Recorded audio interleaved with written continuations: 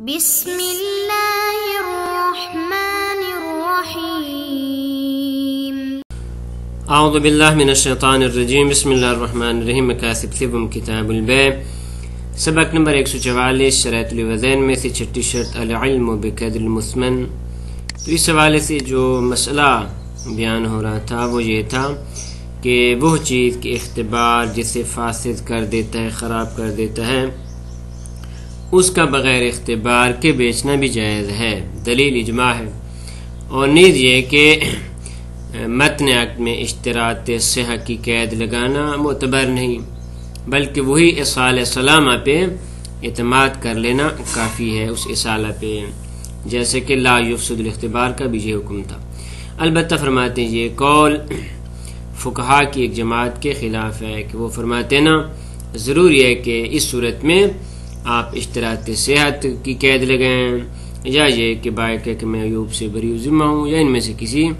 ایک کی۔ تو اس حوالے سے ہماری جو گفتگو تھی وہ اس مسئلے میں تھی کہ بیان ہوا تھا کہ جو چیز بیچی جا رہی ہے، پھر اس کی چند ہم نے صورتیں پیش کی تھیں۔ تو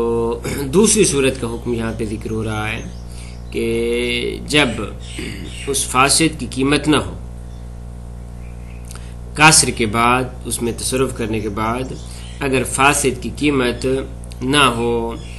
تو اس صورت میں فرماتے ہیں بیع باطل ہوگی۔ یہاں پہ جو مسئلہ انہوں نے چھیڑا وہ یہ ہے کہ بیع کب سے باطل ہوگی، حین تبین الفساد سے بیع باطل ہوگی یا من حین راس باطل ہوگی، اس میں اختلاف ہے اور اس کی وضاحت ہو رہی ہے۔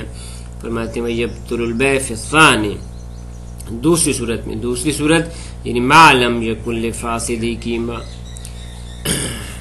توڑنے کے بعد، انڈے توڑنے کے بعد پتہ چلا کہ وہ جو فاسد ہے اب اس کی کوئی قیمت نہیں ہے، تو فرماتے ہیں بیع باطل ہے۔ فرماتے اس میں اور بھی موافقین ہیں، جناب شیخ طوسی علیہ رحمہ، صاحب مفسود، اور اس طرح والسرائر ابن ادریس اللی وظاہر من تأخر عنہما، اور ان دونوں کے بعد جو مؤخرین حضرات ہیں وہ بھی اس کے موافق ہیں۔ نیز یہ کہ والظاہر بطلان البیع من رأس، فرماتے ہیں بیع من رأس باطل ہے، نہ ہن تبین الفساد، ان کے درمیان میں فاصلہ ہو جائے، 10 دن کا 20 دن کا ممکن فاصلہ ہو جائے، تو فرماتے ہیں بطلان بیع من رأس ہے، ابتدا ہی سے بیع باطل ہے۔ اس کا فائدہ کیا ہوگا انشاءاللہ آئندہ درس میں اس کے بارے میں بیان ہوگا۔ کما سر بی الشیخ والحلی والعلامہ فی التذکرہ، جیسے کہ اس کی جو دلیل پیش کی ہے اور اس کو بصورت بصراحت پیش کی ہے شیخ طوسی علیہ رحمہ نے، علامہ حلی رحمۃ اللہ، جناب محقق حلی نے، علامہ حلی نے تذکرہ میں، اور ان تمام کے مستدلین تمام کے دلیل کیا کہ بے وقوع علی معلا قیمت علی، عقد واقع ایسی چیز پہ جس کی کوئی قیمت نہیں تھی، تو اس صورت میں ظاہر من رأسن عقد باطل کالحشرات۔ فرماتے ہیں وہو صریح جملۃ ممن تأخر عنہم، اور فرماتے اسی طرح ان حضرات کے بعد، علامہ رحمۃ اللہ علیہ کے بعد بھی فرماتے ہیں کافی سارے فقہاء ہیں کہ جنہوں نے بصراحت یہی ذکر کیا ہے کہ من راسن باطل ہے عنہم والظاہر آخرین، اور ان کے بعد بھی اجا شہید فی الدروس، ہاں شہید اول رحمۃ اللہ علیہ انہوں نے دروس شریعہ میں فرمایا نا تبین الفساد سے بیع باطل ہے، نا من راسن، کہ فإن ظاہرہ، شہید کا جو قول دروس میں جو ظہور رکھتا ہے وہ یہ ہے کہ انفساخ البیع من حین تبین الفساد، جب پتہ چلا کہ فاسد تب سے باطل ہے، اس سے پہلے بیع باطل نہیں تھی، لا من اصلہ۔ وجعل الثانی، اور دوسرا قول کہ اصلاً بیع باطل ہے، راساً بیع باطل ہے، اس کو ایک احتمال قرار دیا اور اس احتمال کی نسبت دی الی ظاہر الجماعہ، فقہا کی ایک جماعت کی طرف۔ تو فرماتے ولم یعلم وجہ ما اختارہ، شیخ انصاری رحمۃ اللہ فرماتے ہیں یہ جنہوں نے اختیار فرمایا کہ تبین الفساد باطل ہے، اس کی کیا دلیل ہے یہ بیان نہیں کی۔ ولذا ناسب فی الروضہ خلاف الی الوضوح، اور فرماتے ہیں اسی وجہ سے جناب شہید اول نے روضہ میں نسبت دی خلاف ہو، اس کے خلاف کو، ان کا قول تو کیا تبین الفساد ہے، تو پس تبین الفساد کا جو خلاف بنے گا وہ من راسن بنے گا، پس انہوں نے فرمایا کہ راسن بیع باطل ہے الی الوضو، یہ بات واضح ہے. وہو کذالک، شیخ انصاری فرماتے ہیں کہ حق بھی اسی طرح ہے کہ جو چیز واضح ہے وہ یہ ہے کہ من راسن باطل ہونی چاہیے. کیوں کہ فإن الفاسد الواقعی، فرماتے فاسد واقعی ان لم یکن من الاموال، اگر فاسد واقعی اموال میں سے نہ ہو تو کان العقد علیہ فاسدا، تو اس پہ عقد بھی باطل ہوگا. جب پتہ چلا کہ ابتدائی سے یہ چیز مالیت نہیں رکھتی تھی، یعنی مال واقعی نہیں تھا، تو نتیجتاً اسی وقت سے عقد باطل ہے. لأن اشتراط تموز العوضین واقعی، کیونکہ یہ جو شرط لگے گی اور اس کے بارے میں گفتگو بھی ہو چکی کہ عوضین مالیت رکھتے ہوں، تو عوضین مالیت رکھتے ہوں یہ شرط واقعی ہے، نہ شرط علمی. یعنی اگر آپ جانتے ہیں مالیت ہے تو مالیت ہے، اگر آپ نہیں جانتے تو مالیت نہیں، نہ چاہے آپ جانتے ہو یا نہ جانتے ہوں. فرماتے ہیں یہ ایک شرط واقعی ہے، مال واقعی ہونا شرط ہے، لا علمی. بعض مشین اس نے ذکر کیا کہ یہ دور و مدار الواقع تمول عوضین، یہ واقع کے دائر مدار ہے، لا علمی، کہ بحث ان الانسان اذا علم المالیہ کان مالا. ایسا نہیں ہے کہ انسان جب مالیت کو جانتا ہے تو کہتے ہیں مال ہے، وَإِذَا عَلِمْ عَدَمَ الْمَالِيَ لَا يَكُونُ، اگر نہیں جانتے تو آپ کے مال نہیں ہے. وَإِنْ كَانَ مِنَ الْأَمْوَالِ الْوَاقِعِيَّةِ، تو پس جب یہ اموال واقعی میں سے ہے تو فَإِنْ لَمْ يَكُنْ بَيْنَهُ وَبَيْنَ الصَّحِيحِ تَفَاوُتٌ فِي الْقِيمَةِ لَمْ يَكُنْ عَرْشٌ وَلَا رَدٌّ، تو اگر بینہو یعنی بین الفاسد و بین الصحیح، اگر کسی قسم کا تفاوت نہیں قیمتی اعتبار سے. مثال پیش کی تھی بے النعامہ کی. بے النعامہ جب ان کو توڑا گیا تو پتہ چلا کہ یہ خراب تھے، تو جب پتہ چلا کہ بھی صحیح اور فاسد کے درمیان کوئی فرق نہیں، فرماتے لم یکن ہنا عرش ولا رد، تو نہ یہاں پہ عرش ہے یعنی ما بالتفاوت قیمت کا، اور نہ ہی پے کا رد کرنا اس کے لیے جائز نہیں ہے، بلکہ بے لازمہ، بلکہ بے لازم ہو جائے گی. اور اگر آپ کہیں کہ بالآخر مبی تو تلف ہو گئی، فرماتے وقت تلف المبی بعد قبضہ، مبی کا تلف ہونا یہ قبض مشتری کے بعد تھا، پس عقد لازم ہو چکا، بے لازم ہو چکی تمام. یہ پہلی صورت تھی. وَإِنْ كَانَ بَيْنَ الْفَاسِدِ وَبَيْنَ الصَّحِيحِ الْوَاقِعِ تَفَاوُتٌ، اگر بین الصحیح و بین الفاسد صحیح واقعی تفاوت ہے تو فلازم ہوا استرجاع نسبہ تفاوت مبین الصحیح والفاسد من الثمن. اس صورت میں عرش دیں وہ تفاوت کے جو صحیح اور فاسد کے درمیان قیمت کیا ہے،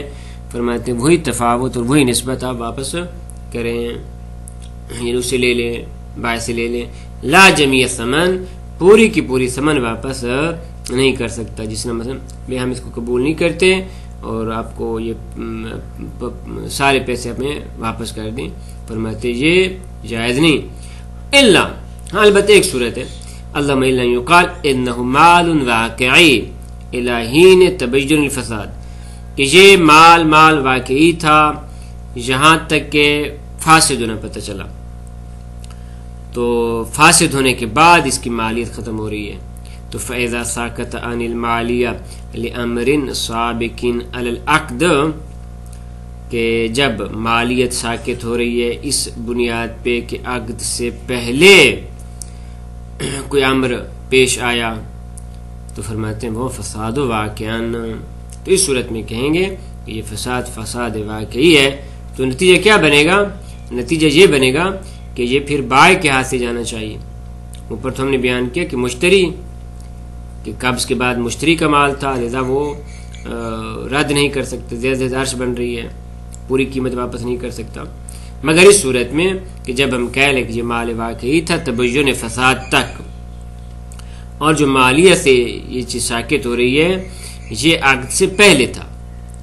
تو یہاں پہ عقد سے پہلے تھا تو اس کا معنی تو یہ ہے کہ یہ پھر بائع کے مال میں سے تھا، لہذا کانا فی زمان البائع، تو یہ زمان بائع میں ہے، لہذا بائع کو چاہیے کہ اس کے مشتری کو ضمانت دے، لہذا فینفسخ البیع حینئذ، اس صورت میں بیع فسخ ہو جائے گی. بل یمکن ان یقال بعدم الانفساخ، بلکہ ممکن ہے کہ یہ بھی کہا جائے کہ فسخ نہیں ہے بلکہ فیجوز لہو الامضاء، مشتری اس کے لیے جائز ہے کہ اس کو امضاء کر دے، تو نتیجہ یہ نکلے گا کہ فیکون المکسور ملکا لہو، تو وہ جو ٹوٹا مال ہے وہ مشتری کے ملکیت میں آ جائے گا۔ وَإِنْ خَارَجَ عَنِ الْمَعَالِيَ بِالْكَسْرِ، اگرچہ ٹوٹنے کی وجہ سے وہ مالیہ سے نکل چکا ہے، لیکن یہ چونکہ قبض کے بعد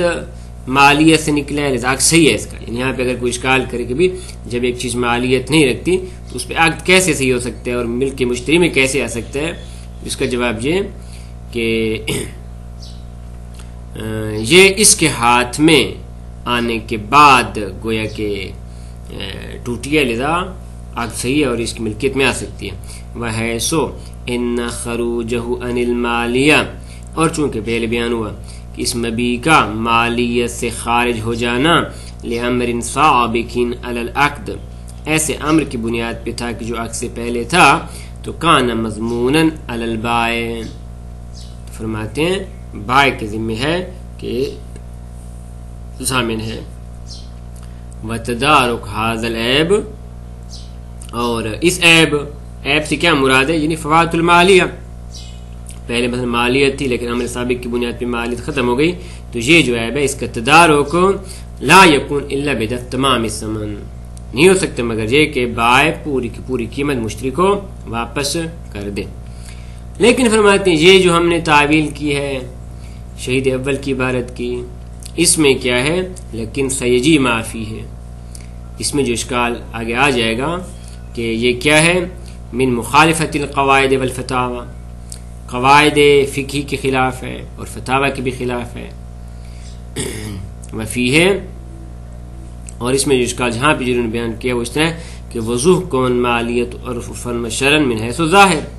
واضح ہے کہ اس مبیع کی مالیت شرعی یا عرفی اعتبار سے اس کے ظاہر کے اعتبار سے ہے۔ واما اذا انکشف الفساد، لیکن جب بعد میں پتہ چلا کہ یہ چیز فاسد تھی تو حکم بعدم المالیت الواقعیہ، تو حکم یہ لگایا گیا کہ مالیت واقعی نہیں تھی، من اول امر سے ہی نہیں تھی، ظاہراً ہم یہ سمجھ رہے تھے کہ مالیت رکھتی ہے۔ ما انه لو كان مالا واقعا، اگر یہ واقعا مال ہوتا تو فالعیب حادث فی ملک المشتری، تو ہم کہہ سکتے تھے کہ عیب مشتری کی ملکیت میں حادث ہوا ہے، درحالانکہ یہ عیب تو پہلے سے موجود تھا۔ تو فإن العلم مخرج له عن المالیہ لا کاشف، بنابراً علم مالیت سے نکالنے والی چیز ہے، نہ کہ علم کاشف از عدم المالیہ ہے، یعنی علم اس چیز کو مالیت سے نکال رہا ہے، نہ کہ کشف کر رہا ہے کہ ملکیت مالیت وہ ختم ہو چکی۔ فلیس ھذا عیبا مجہولا، بس یہ ایسا عیب نہیں کہ جو مجہول ہو بلکہ عیب معلوم ہے۔ ولو سلما، اگر اس کو قبول بھی کر لیں کہ یہ کاشف ہے اور عیب مجہول ہے، تو فہو کالارمد یعمی بعد الاشتراء، تو فرماتے ہیں یہ مثل ایسے ہے کہ اشتراء کے بعد ارمد یعنی بھینگا شخص جو مکمل نہیں دیکھ سکتا، وہ فرماتے ہیں اشتراء کے بعد اندھا ہو گیا، اس طرح والمریض یموت، فرماتے ہیں مریض عبد مریض تھا بالآخر خرید لیا گیا، لیکن جب مشتری کی ملکیت میں تو پھر مر گیا، یا جانور تھا مریض تھا خریداری ہو چکی، جب مشتری کے پاس پہنچے تو مر گیا، خوب تو یہ اس طرح ہو جائے گا۔ اس کے علاوہ مَأَنَّ فوات المال یعد تلفا لا عیبا، فرماتے مالیت کا ختم ہو جانا اس کو عیب نہیں کہا جاتا بلکہ اس کو تلف کہا جاتا ہے، تو جب تلف کہا جاتا ہے تو ضروری ہے کہ تمام قیمت واپس کی جائے۔ وصلی اللہ علی محمد و اہل بیت الطیبین الطاہرین۔